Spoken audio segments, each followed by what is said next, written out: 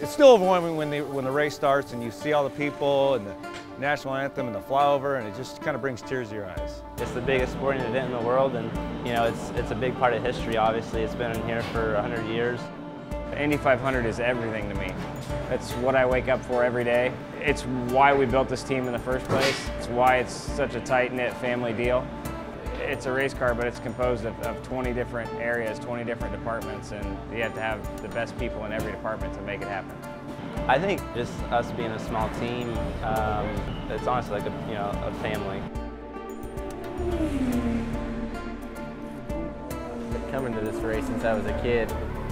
Being a part of it for so many years as a spectator and watching some of the all-time greats run here, and having so many memories as a kid at the Speedway, to have that dream when I was younger and now to be realizing that at 22 years old is it's a special feeling, and it's the biggest race in the world, and if there's one race in the world you want to win, it's the Indy 500.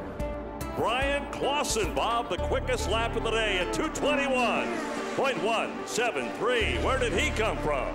And when he came by the first time at 2:24 plus, and of course, the next couple laps went real well, and then it kind of all came unraveled.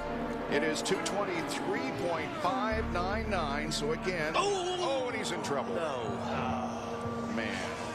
When we heard the crowd's tone go up, it was like, oh no, look, saw him spinning. That's too bad. You feel just like it's your fault as much as theirs. I mean, it's a total team deal. Really, the swing of emotion is something I've never experienced before. It's the biggest hit that our team has taken here in 5 years at the Speedway. Something was always said to me was that our job, it's always in the recovery. And the first thing we thought of was, okay, what do we got to do? How bad's the car? Let's get our head down and get them in the show.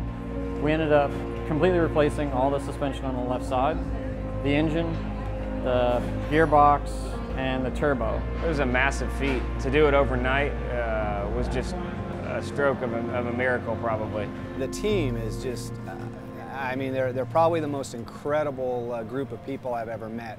When we unloaded here the first day, it was the first time we'd worked together. It's pretty impressive how well the 39 guys have come together and clicked very well. You do anything for anybody. You don't worry about it. It's not a me. It's whatever anybody needs. That's what you do. The details are endless. That's what wins you the races is finding all those little details and making everything right. That's what makes you win on Sunday. And that, as a driver, kind of lifts you to go out there and perform again. It's a race car, but it's composed of 20 different areas, 20 different departments, and you have to have the best people in every department to make it happen. The guys back here are what make it happen. Us as drivers, we get a lot of the glory and a lot of the credit and kind of the limelight.